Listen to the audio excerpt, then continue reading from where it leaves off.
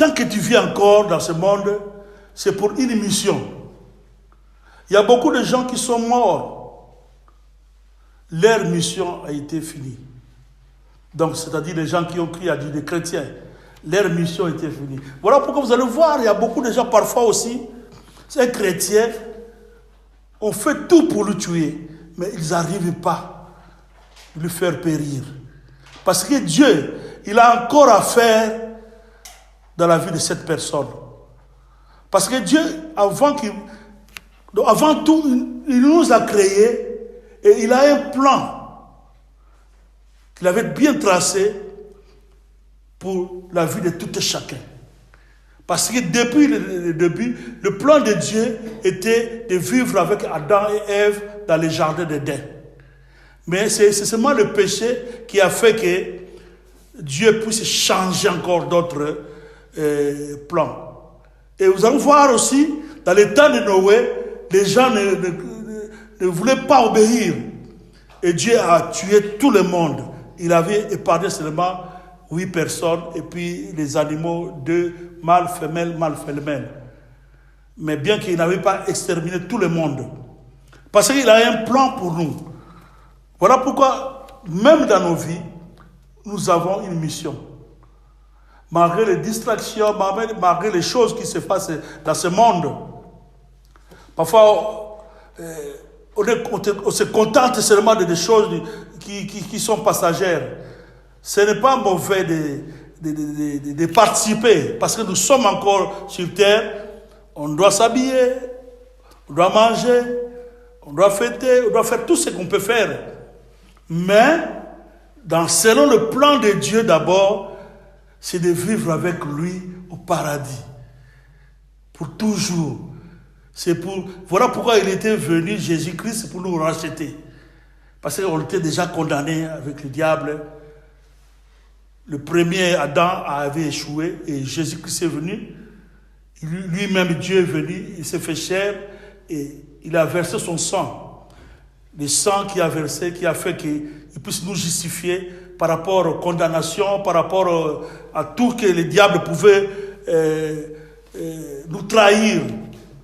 Dieu a tout vaincu. Voilà pourquoi nous disons toujours, nous vivons dans la victoire. Jésus a tout vaincu sur la croix de Golgotha. Donc, en tant qu'enfant de Dieu, si nous allons persévérer dans la crainte, dans la sanctification, sois sûr que tu vas entrer au paradis. D'ailleurs, de toute façon, ce n'est ni par notre force, par notre intelligence, c'est la grâce de Dieu que nous allons vivre là. Parce que la chair est toujours faible. Dieu sait que nous sommes faibles. Voilà pourquoi lui-même, Jésus, qui était venu dans ce monde, en chair, en os, mais il a dit qu'il est avantageux qu'il puisse en aller, afin que le Saint-Esprit puisse venir, pas maintenant dehors, mais en nous maintenant. Donc il habite en nous. Donc il est là pour nous soutenir. Et comme je disais, le vrai sens de notre mission, Jésus, c'était pour gagner les âmes. Pour les âmes perdues puissent hériter. On était tous perdus. Mais il était venu pour nous sauver. Sauver quoi? Sauver notre âme. Afin que nous puissions entrer, régner avec lui éternellement. Et ça, c'est un plan qui était notre plan suprême. Mais il y a aussi des plans secondaires. Sauver dans les maladies, sauver dans des situations difficiles, sauver dans des situations... Il y a beaucoup de choses que, sur terre ici. Parce qu'il y a des choses qui sont seulement pour la terre seulement. Voilà, vous allez voir, il y a même des païens qui sont même riches, qui vivent mieux à voir comme ça sur terre. Mais s'ils n'acceptent pas Jésus, à la fin, il va hériter l'enfer. Mais toi qui es pauvre, toi, pas pauvre, mais toi qui n'es pas riche en matériel, en finances, mais tu vis normalement, stable, tu vas hériter le royaume des cieux. Voilà pourquoi les paraboles de pauvre Lazare, on a même bien dit pauvre Lazare, et puis l'homme riche. L'homme riche commençait maintenant à regretter. Donc le problème, c'est les âmes. Jésus-Christ était venu pour les âmes. Notre mission ici sur terre, c'est pour se préparer d'abord. Quand vous êtes gagné d'abord, il faut être d'abord gagné, être en Christ. Quand tu seras gagné maintenant on commence à te préparer. Si tu veux bien comprendre cette histoire, il faut voir dans le livre d'Esther. Donc Esther, on l'avait gagné, et là, il y avait des gens qui étaient là pour lui préparer, pour le mariage, pour la beauté, tout comme ça. Et tout ça, c'est ce que nous faisons maintenant. Des enseignements, des exhortations, tout ce que nous faisons à l'église, car nous sommes déjà gagnés. Et cette mission, nous, on nous a gagnés, et le problème est que nous aussi, nous puissions gagner d'autres personnes qui sont encore dehors, hors le partirage, afin qu'ils puissent venir en Christ. Voilà pourquoi la Bible dit que si quelqu'un accepte Jésus, même une personne, il y a la fête dans le ciel. Donc c'est plus que toute chose. Il y a seulement quelqu'un qui est gagné en Christ que le ciel fête. Même si on fait des jeûnes prières ici, on fait tout ce qu'on peut faire, mais le ciel ne fête pas. Mais le ciel fête, même si sur 1000 personnes, sur 10 000 personnes, sur 1 million de personnes, une personne accepte Jésus, il y a la fête en haut. Donc, c'est une des missions primordiales, les âmes, pas seulement les âmes perdues, mais les âmes. Parce que nous sommes tous les âmes. Parce qu'un âme peut être gagné en Christ, tu es chrétien, mais après, tu te refroidis, tu abandonnes Dieu, et tu vas hériter l'enfer. Donc, les âmes. Quand on parle des âmes, je parle des âmes perdues, les païens, donc les âmes aussi, nous aussi, en tant que les âmes. C'est ça que Dieu veut que nous puissions faire en tant que mission. Voilà pourquoi, dans la vie de Dieu, dans le caractère de Dieu, il y a la compassion, il y a la miséricorde. Tout ça, ça fait partie de l'amour de Dieu. Voilà pourquoi la Bible dit, Dieu a tant aimé le monde, il a envoyé son Fils unique. Il a tant aimé qui vient de l'amour. Donc l'amour fait que nous puissions se réunir. L'amour fait que Dieu puisse venir dans ce monde pour nous racheter. De son amour. Et le même amour que Dieu avait manifesté, nous aussi nous devons avoir cet amour-là envers les autres. Donc, les choses de Dieu, les âmes qui sont encore dehors, on ne peut pas parler des âmes qui sont dehors sans avoir compassion d'eux, sans avoir une miséricorde d'eux. Pas ça, c'est du caractère supérieur, c'est du caractère de Dieu, c'est du caractère des vrais enfants de Dieu. La compassion et la miséricorde. Quelqu'un qui n'a pas la compassion pour les autres, ça veut dire qu'il n'aime pas son prochain. Celui qui n'a pas la miséricorde pour les autres, ça veut dire qu'il n'a pas l'amour pour l'autre. Or, parmi les deux grands premiers, les deux commandements que Jésus nous a donnés, d'aimer Dieu de tout notre cœur et d'aimer ton prochain.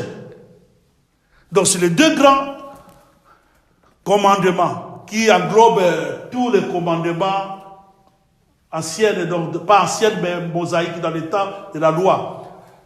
Ce n'est pas exclu. Ça est toujours dedans. Ça est dans les deux grands commandements que Jésus avait dit, d'aimer ton prochain et d'aimer Dieu.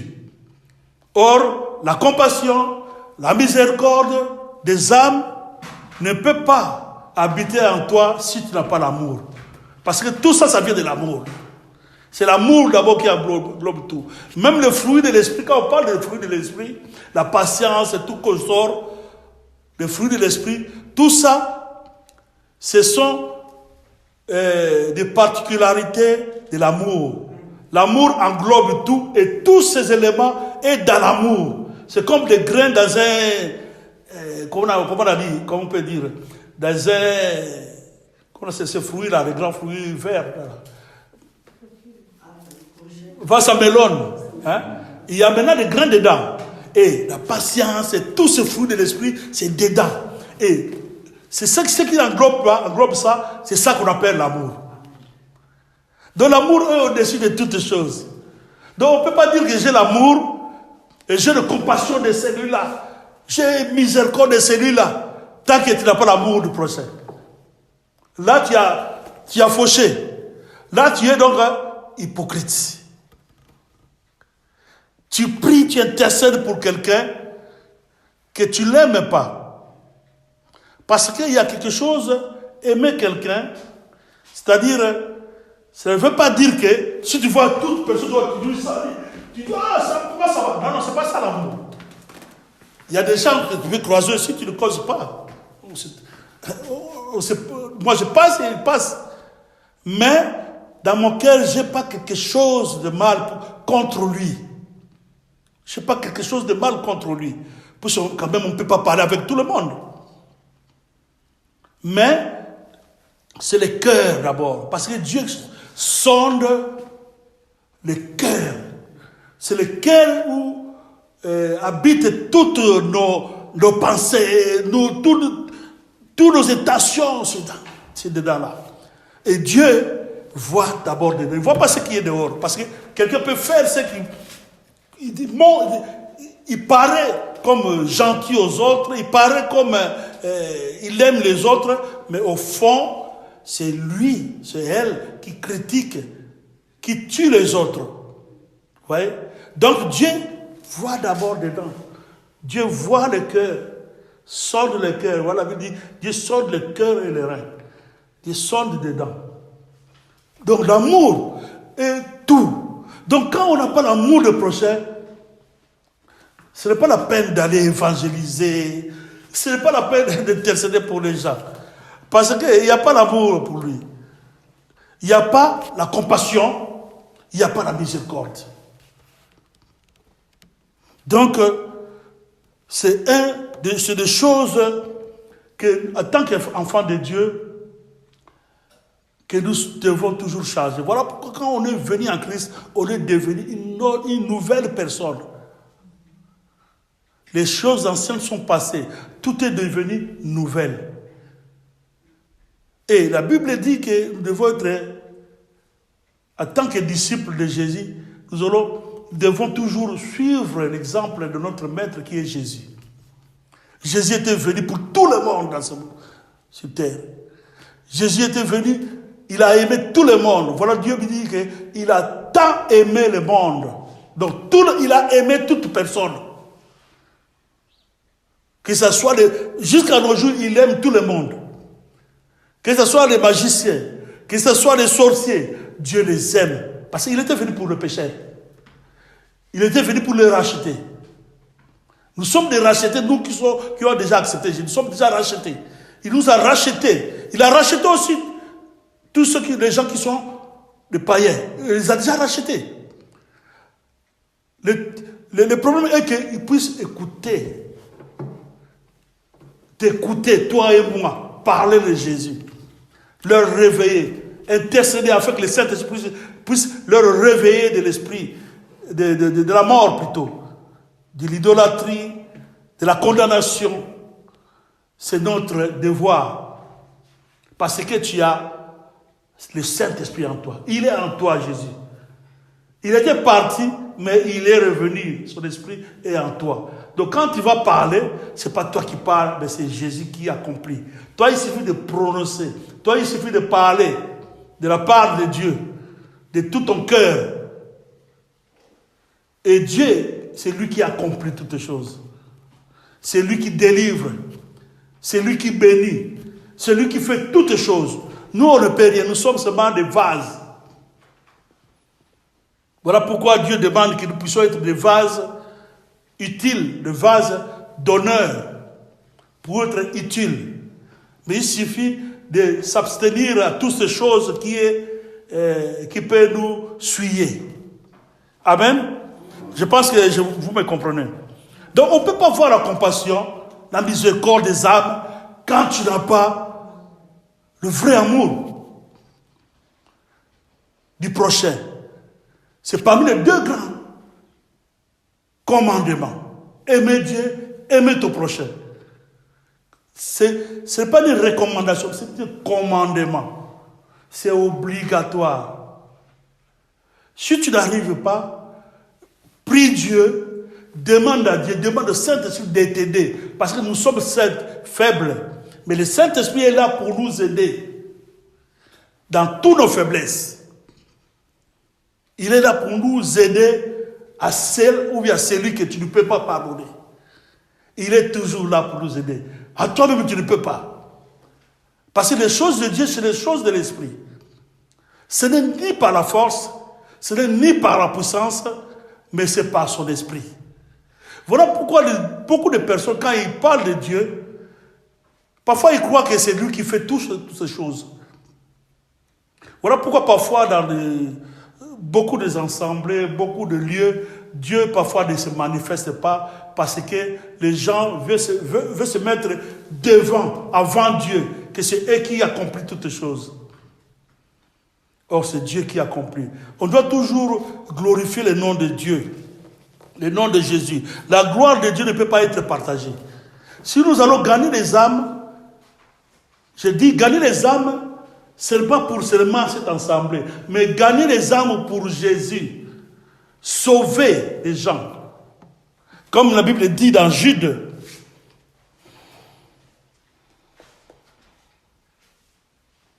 Dans le livre de Jude, pour ce Jude, il y a seulement, avant Apocalypse, Jude, il a seulement un seul chapitre.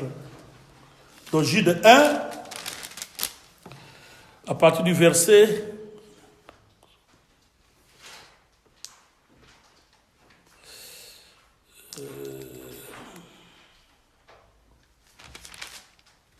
je cherche le verset où la Bible dit arracher au feu tout ce qui conteste. Arracher au feu.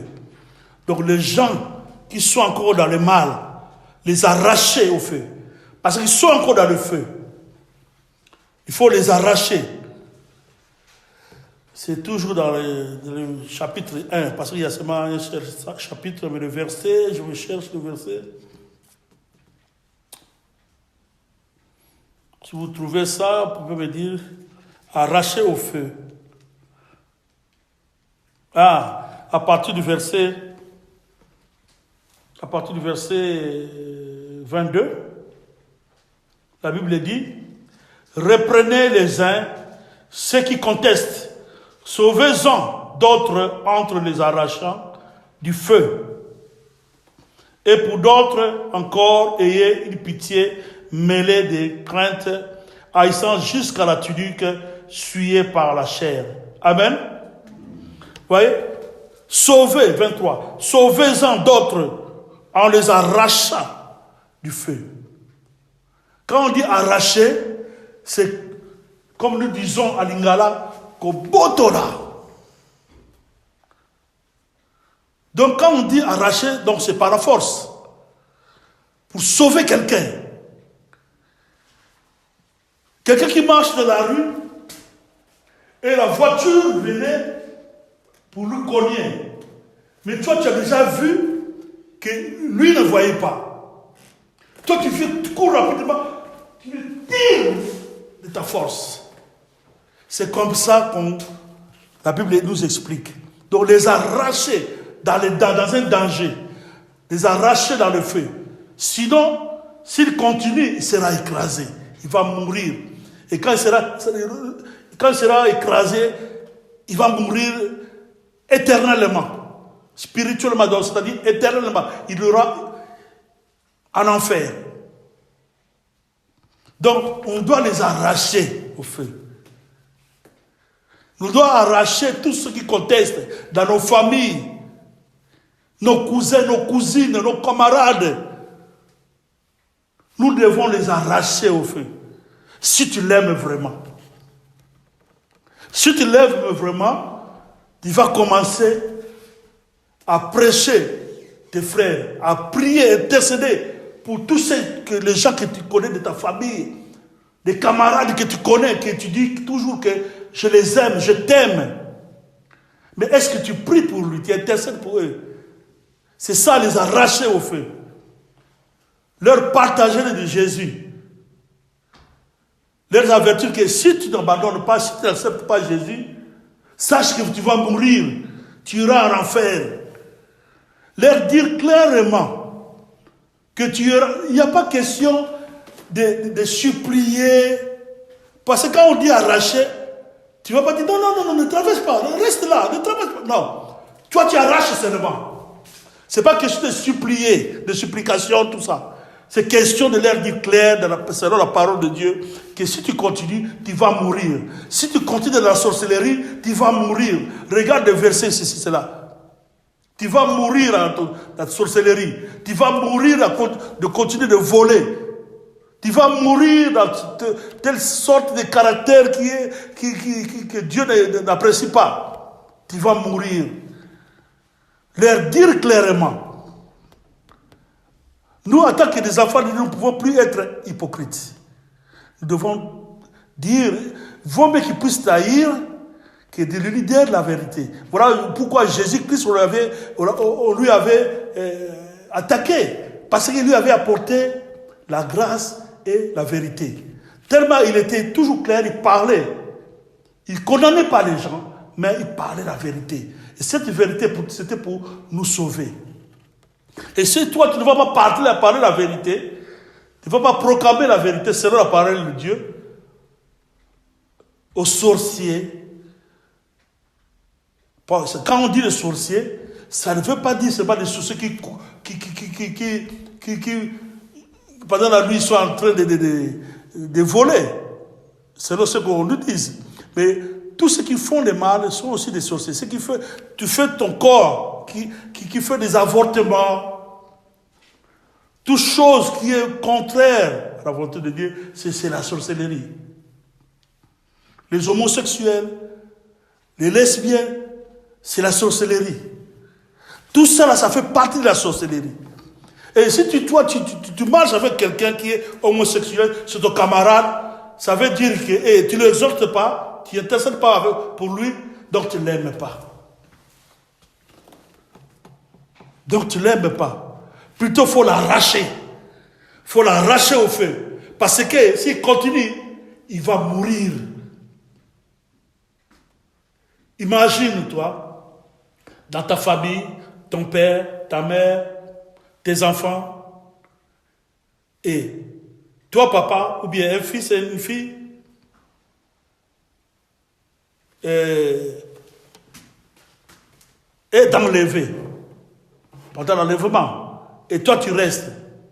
Ou bien, il était dans une sale vie, voleur, il n'avait pas accepté Jésus, tout ça, et il meurt. Croyez-vous qu'il va hériter le royaume des cieux? Non, il ne va pas hériter le royaume des cieux. Il aura un enfer. Et c'est triste pour toi que ton père, ta mère va en enfer. Quand tu vas penser, parce que les gens sont distraits. Les gens doivent vraiment avoir cette prise de conscience, de comprendre que, donc, si mon père n'accepte pas Jésus, il aura l'enfer. Et cet enfer-là, c'est pour toujours. Et moi, je vais jouir au paradis, entre-temps mon père est en enfer. Ou bien ma femme est en enfer. Ou bien mon enfant est en enfer. Au moment où moi je suis au paradis. N'est-ce pas, ça nous touche pas. Les gens ne reviennent pas à cette prise de conscience parfois. Ils sont distraits par les diables. Ouais. C'est ce que Dieu aussi. Dieu, ça lui fait mal quand il voit quelqu'un qui ne veut pas accepter Jésus. Ça lui fait mal. Il souffre pour ça. Puisqu'il voit déjà le sort, les conséquences qui arrivera à cette personne dans les jours à venir, après sa mort. Qu'est-ce qui sera?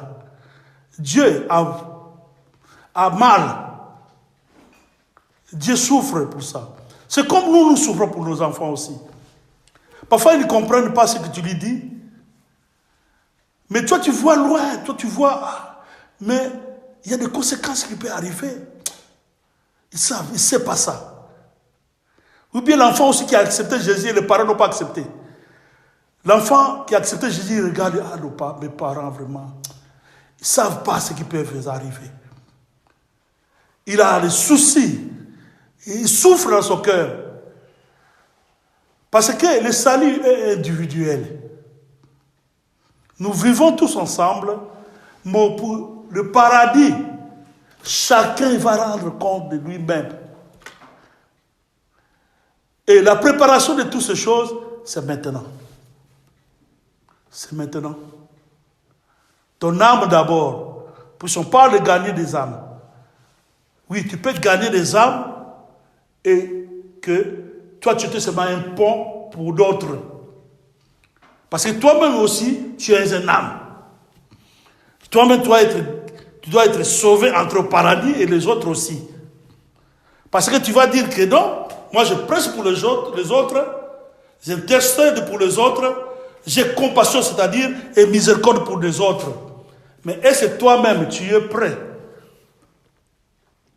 Donc, toi-même et ta famille. C'est ce que Jésus avait dit. Moi et ma maison, qu'est-ce qu'il a dit? Nous servirons l'Éternel. Moi et ma maison. Donc, toi et ta maison. Pas toi seulement avec le monde, mais toi et ta maison. Si tu vis seul, toi et ta famille aussi. Tu as des frères, tu as des sœurs. Et tu as aussi la famille qui est chrétienne, comme nous sommes ici. Ça, c'est la famille qui est chrétienne. Parce qu'il y a la famille biologique, il y a aussi la famille chrétienne. La famille biologique, c'est nos frères, nos sœurs, nos parents. Et il y a la famille aussi chrétienne. Nous sommes des frères et des sœurs. Parce qu'en Christ, nous sommes seulement un. C'est ce que nous disons, c'est ce que la Bible dit, nous sommes épouses. Toi, moi, en Amérique, en Asie, en Afrique, tous les frères et sœurs, nous formons cette église universelle qui est l'épouse que Jésus-Christ viendra enlever. Nous formons cette église. Pas l'église locale, ou bien bâtiment, mais l'église universelle que Jésus viendra prendre. Donc, nous devons tout d'abord, comme la Bible dit, regarder ton œil, d'enlever le pourpre qui est dans ton œil, avant d'enlever l'autre. Donc, quelqu'un qui veut gagner les autres, lui-même d'abord doit être gagné. Donc, tu ne peux pas gagner les autres et que toi, tu n'es pas gagné. Donc, ça commence de toi-même. Tu es gagné. Jésus-Christ a gagné et tu commences à gagner aussi les autres. Ça commence de toi-même. Tu ne peux pas être un pont. Pour c'est un pont, les gens peuvent traverser, et le pont plutôt, quand ça va s'écrouler, ça tombe dans l'eau. Donc tu étais là seulement pour aider les autres. Prêcher les autres, la vie éternelle, le paradis, et toi-même tu n'as rien bénéficié. Tu es parti en enfer. Donc tout d'abord toi-même, et les autres aussi. Donc tout ça, ça fait partie pour les autres, avoir la compassion et la miséricorde, qui veut dire aimer l'autre aussi. Compatir, ça veut dire se sacrifier de quelque chose, de malheur de l'autre. Quelqu'un il ne connaît pas Dieu. Avant, tu vas te compatir à lui. Parce qu'il peut hériter le royaume, et plutôt l'enfer.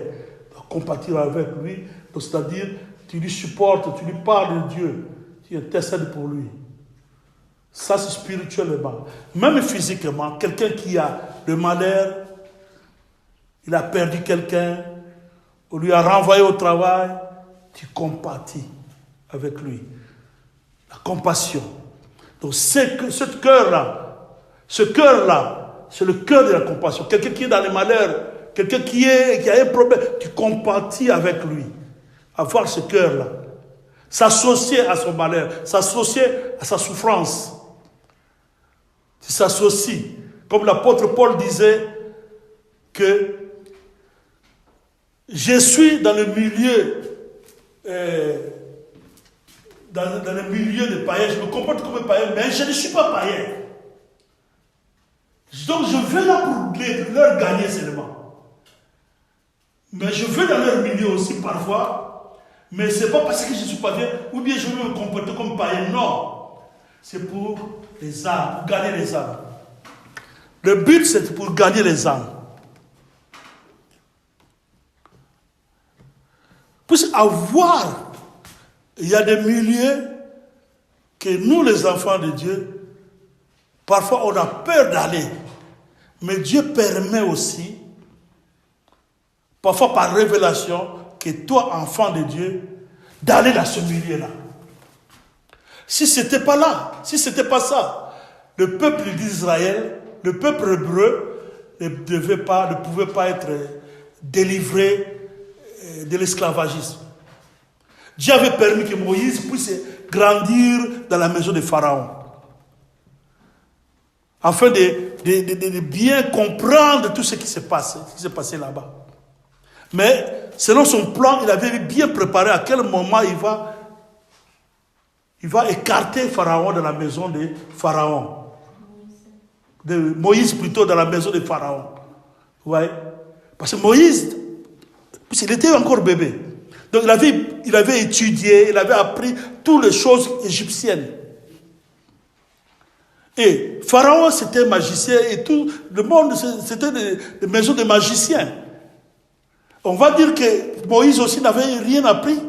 Je crois qu'il avait appris. Parce qu'il était le prince, le fils de Pharaon.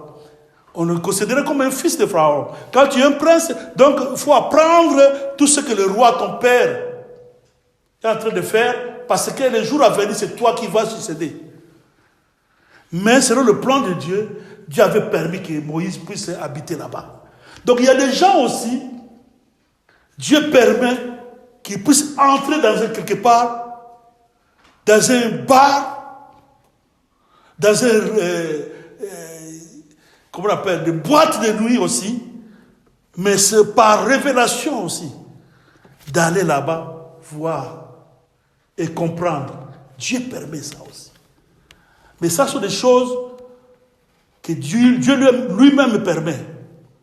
C'est lui-même qui dit, c'est lui-même qui t'envoie. Parce que Dieu a permis dans la Bible des gens d'aller chercher même des femmes prostituées. Mais il a permis ça. Et dans la Bible, Dieu a fait qu'il a fait fuir les gens de Josué et Caleb. C'est caché dans la maison de Rahab, la prostituée. Fuir dans la maison d'une prostituée. Donc toute âme appartient à Dieu. Dieu utilise toute personne.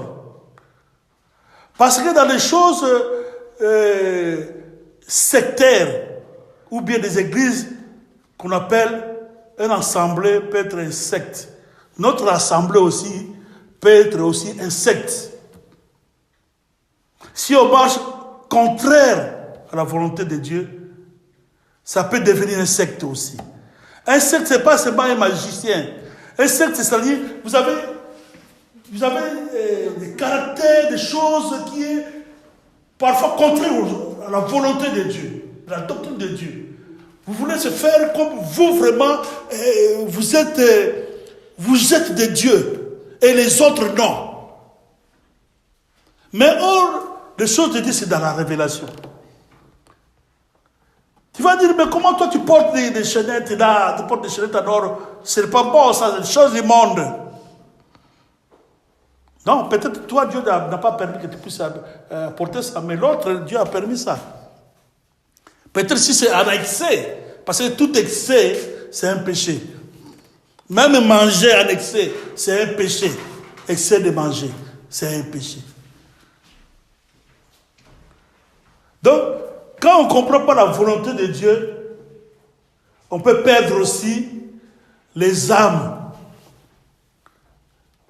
perdus ou qui sont déjà gagnés, mais qui sont refroidis. On peut les perdre. Quelqu'un qui ne vient pas à l'église, on dit, ah, celui-là, il a changé de direction. Ah, laisse-lui. Or, nous ne savons pas que dans la vie chrétienne, il y a des hauts et des bas, et puis il y a toujours des combats spirituels. On voit à la fois, parce qu'on avait partagé le disciple avec Jésus dans les barques. Il dit, les épreuves ne démontrent pas, n'excluent pas la présence de Dieu.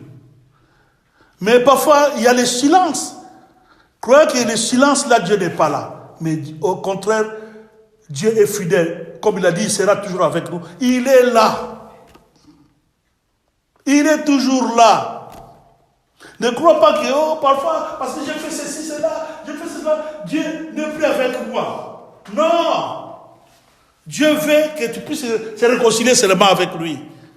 Il est toujours là. Parce que Dieu est jaloux des âmes. Il aime les âmes. Il n'aime pas les péchés, mais il aime les pécheurs. Dans les petites visions d'autres gens, ils voient d'autres personnes comme ils ne sont pas des saints, ils sont du diable. Non. La Bible dit, il a racheté tout peuple, toute tribu, toute nation par son sang. Donc le sang de Jésus n'était pas versé seulement pour toi et moi, ici dans notre salle ici. Mais pour les gens qui sont dehors là, Jésus avait versé le sang pour eux. Et quiconque invoquera le nom de Jésus sera sauvé. Quiconque. Toute âme sera sauvée. Donc nous devons avoir cette miséricorde, cette compassion pour les âmes. Je ne dis pas seulement les âmes perdues, pour les âmes, toute âme. Nous devons avoir miséricorde. Il y a d'autres gens qui vivent dans leur maison, ils ont des biens, mais ils souhaitent ils ont beaucoup d'argent, des millions, des choses, mais ils souhaitent que son mari puisse mourir, ou bien sa femme puisse mourir, ou bien son enfant qui est millionnaire puisse mourir afin qu'il puisse hériter tout ça. Ah! Ça, c'est un ennemi de Dieu. Si tu n'aimes pas quelqu'un, tu trouves que tu ne l'aimes pas, oui, tu peux se séparer de lui, mais pas souhaiter la mort de quelqu'un. Pas souhaiter la mort de quelqu'un. Même dans la Bible, on voit des disciples, les Paul, les Barnabas, les Marc, tout ça. Puisqu'ils marchaient, il y avait une compréhension, ils se sont divisés. L'autre est allé comme là-bas, l'autre est allé là-bas. Toujours, mais ils étaient toujours dans l'œuvre de Dieu. Mais pas souhaiter le mal pour l'autre qui puisse mourir. Imagine-toi, moi j'ai ma femme, et que Dieu puisse la prendre, puisse mourir. Oui, toi tu penses comme ça. Mais les enfants, quand ils vont rester, ils vont penser à leur maman. Ils auront, quand notre maman était là, ou bien quand notre papa était là, bien que personne ne va rester. Mais, vous voyez, c'est ce que Dieu aussi sent. Quand quelqu'un meurt dans les péchés, ça lui fait mal. Dieu préfère te voir. Tu meurs, oui. Mais en Christ, parce que tu vas hériter le royaume des cieux. Ah là, Dieu est content. Tu meurs, mais tu es en Christ. Tu vas entrer au paradis. Là, ça va. Ouais. Parce que c'est l'âme qui est sauvée. C'est l'âme qui est sauvée. Donc, ayons ce cœur-là d'arracher dans vos feux. Voilà pourquoi vous allez voir dans le livre de Luc. De Luc. De 25 à 37. Luc, 25 à 37. Je vais prendre ça rapidement. Luc 10 plutôt. Luc 10, 25 à 37. La Bible dit,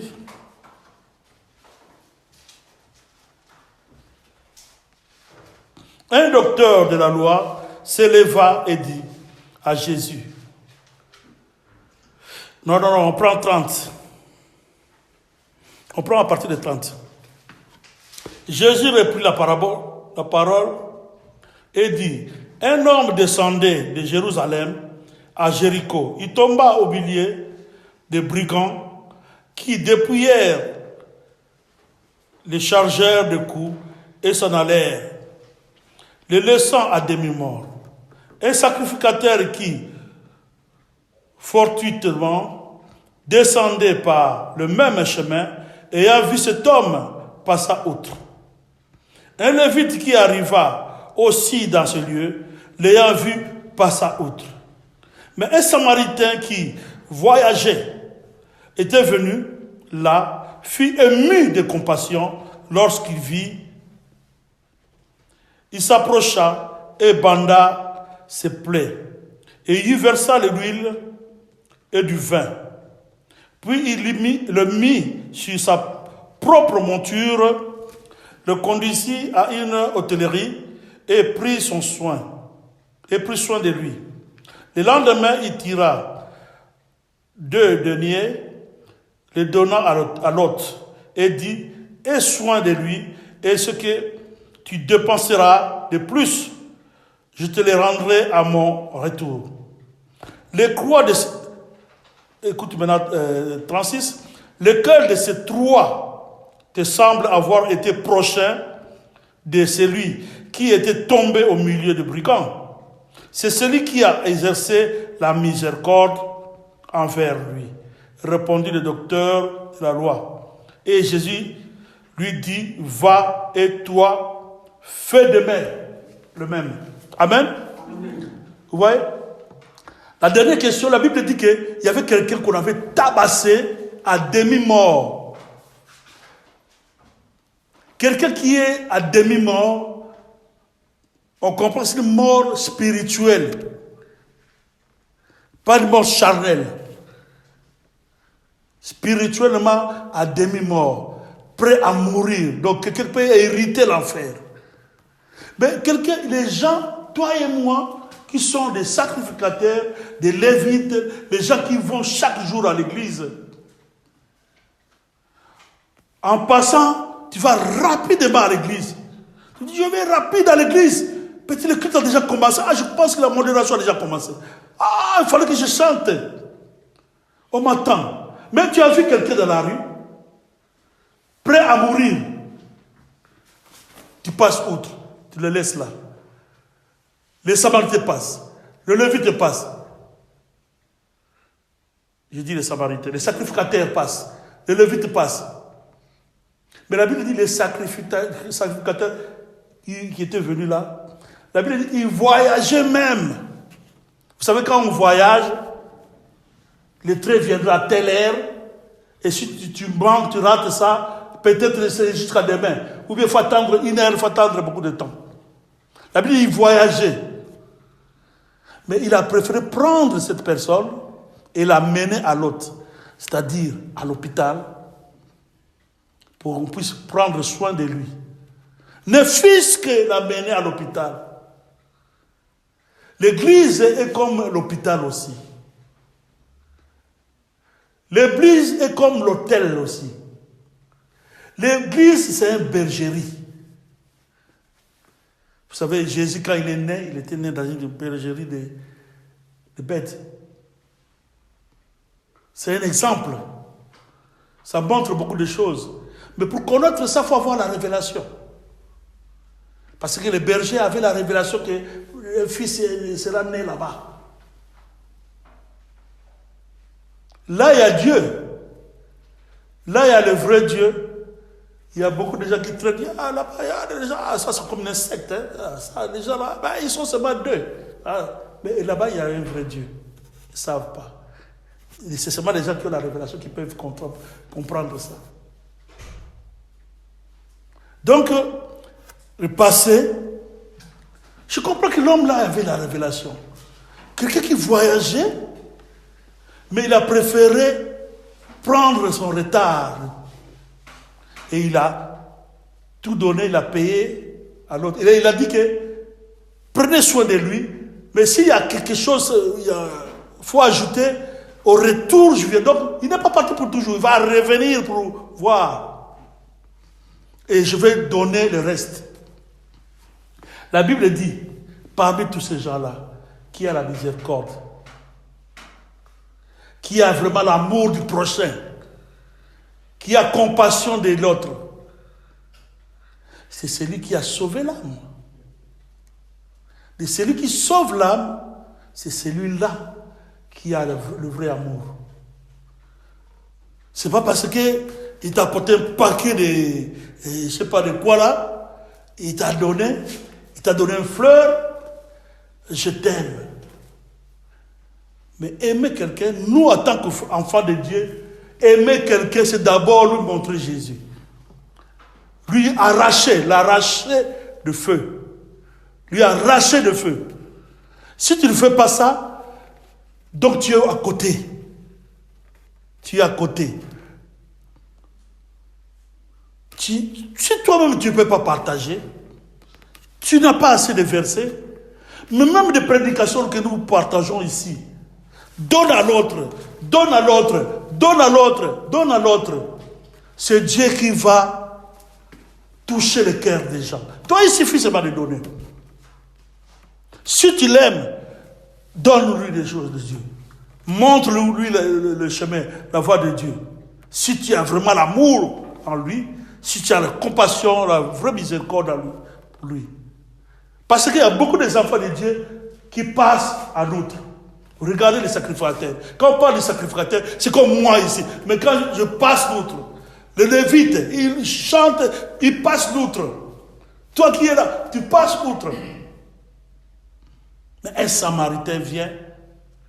Voilà pourquoi la Bible dit, il y a beaucoup de premiers seront les derniers. Et beaucoup de derniers seront les premiers. Et tout de ce monde qui se disent, ah, moi je suis bishop, moi je suis évêque, moi je suis diacre, moi je suis intercesseur. Ce n'est pas de la bouche. Mais Dieu sonde le cœur et les reins. Dieu connaît qui est qui. La Bible dit que dans les derniers jours, l'autre Seigneur va dire que j'ai prophétisé, j'ai chassé les démons. Il a dit que allez-vous-en, je vous ne connais pas. Donc ayons la compassion, ayons la miséricorde des âmes. Toute âme, que ce soit un chrétien, compatir dans les choses de l'autre, avoir la miséricorde de l'autre, que ce soit chrétien ou païen. Donc toute âme, comme Jésus avait versé son sang pour toute personne, sans couleur, blanc, noir, rouge, toute race, toute tribu, toute nation, que j'aime pas le pays là. Mais attention, que le pays là, je n'aime pas le pays là. Mais Dieu aime le pays là. Dieu aime le pays que tu n'aimes pas. Donc, c'est pas de l'eau à boire. S'il faut seulement toi, tu ne peux pas. Voilà, ce n'est ni par la force, ni par la puissance, mais marchons par l'esprit. Afin que nous puissions surmonter même beaucoup de choses. Oui. On a beaucoup vraiment partagé, mais je pense que le temps est déjà arrivé. Nous finissons par là. Que prochainement, peut-être, on peut continuer aussi parce qu'il y a des versets aussi qu'on pouvait partager. Dans la béatitude, la Bible nous, dans Matthieu 5, 6 à 8, comme ça. Là, Dieu nous parle de toutes ces choses-là. Ayons l'amour pour les autres aussi. La compassion, la miséricorde pour les autres. Parce que toutes choses on peut faire. Que même pour les dons que nous avons, c'est un don de guérison. Les dons, ça se manifeste par compassion, amour. Et par compassion et miséricorde. Donc, Quelqu'un qui a le vrai amour pour les autres, il va commencer à faire des miracles extraordinaires. Ça vient d'abord de l'amour. Des miracles, toutes ces choses-là, faire des choses surnaturelles, ça vient de l'amour. Amour de Dieu et de ton prochain. Ça vient de ça. Voilà, Jésus l'avait vaincu. Malgré on lui faisait le mal, il dit, pardonne-leur, ils ne savent pas ce qu'ils font. Et à la fin, il dit, cette personne, il était Dieu. Parce qu'ils ont vu des choses qui s'est passées. Le rideau de temple qui s'est coupé, le vent, ils ont vu des choses, les gens qui étaient morts, depuis longtemps, il y a d'autres qui sont ressuscités, sont venus. Toutes personnes voyaient leur personne qui était morte. Et ça, c'était pas une parabole, c'était une réalité. Et le même Dieu, il est le même hier, aujourd'hui, éternellement. Amen. Amen. Que Dieu vous bénisse. Amen. On acclame le Seigneur. Alléluia.